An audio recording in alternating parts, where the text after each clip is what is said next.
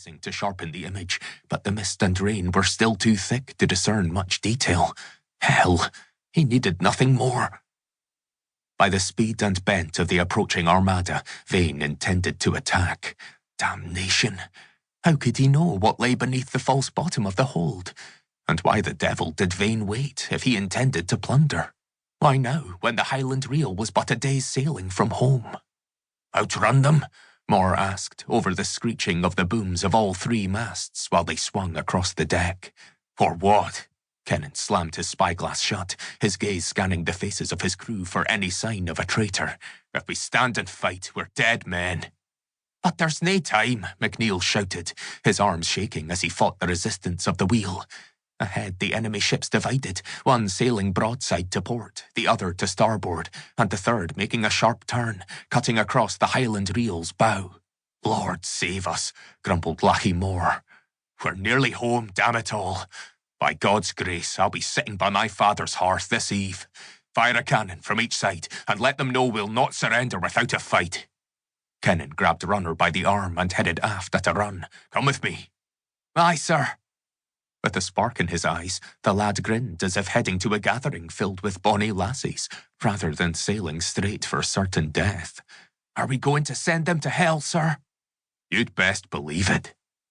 Kennan ushered Runner to one of the skiffs they used to ferry sailors to the shore. Climb in. The boy's smile dropped like a lead weight. Beg your pardon? You heard me. Oh, what about the battle? Kennan patted the side of the boat, a steely edge to his jaw. Aye, there's going to be one hell of a fight, but you'll not be wielding your sword this day. But I'm nearly as big as a man. Runner, Balthazar, his Christian name, tipped up his rain-soaked chin and squared his shoulders, while 2 consecutive cannon blasts from the gun deck shook the timbers. I'd be milk-livered if it didn't stand with the others. When lightning burst and thunder brayed, Kennan stepped nearer the boy. Nay, lad, you'll be alive. Before the young whelp said another word, Kennan hoisted the cabin boy into the skiff and swung out the winch. Row northwest and you'll hit land. Take a transport to Achnacarry and ask for an audience with Lochiel. Tell him of our adventures, our fortune. Tell him we nearly made it. All isn't lost. Runner's voice shot up while he gripped the side of the boat.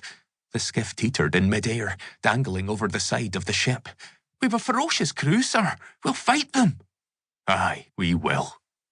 With a swing of his sword, Kennan cut the restraining rope and sent the skiff plummeting to the sea to the tune of Runner's adolescent shrieks.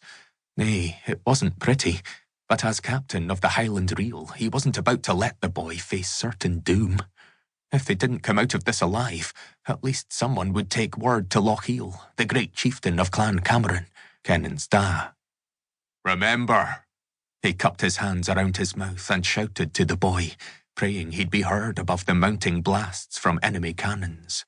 Curses to Hades. One more bloody day and they would have sailed into Lochiel, each sailor wealthier than he'd ever dreamed. A shiver snaked up Kennan's spine. Had one of his crew deceived him? Or was something even more sinister afoot? When he turned, the schooners had formed their trap. 3-1. He'd never admit it to a soul, but the odds of surviving this day were nil. Fire at will, he roared. Thrusting his sword above his head, he ran back to the helm, his pistols and dirk straining on his belt. He sheathed the sword and grabbed his musket from Lachie Moore's hands. To arms! The entire ship shuddered as the cannons below decks let loose their arsenal. The pirate ships fired shots across bow and stern, but not a missile hit the Highland reel, and Kennan knew why. The treasure aboard was enough to tempt any pirate on the high seas. They hadn't dallied when they left Nassau, but someone had beat his ship to British waters, someone fast and shrewd enough to ruin him.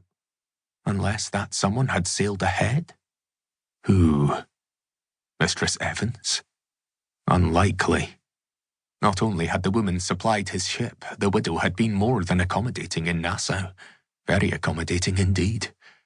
I pledge my oath, if I survive this day, only God will be able to save the Judas who betrayed me. As Kennan charged his weapon, crewmen with their muskets kneeled behind.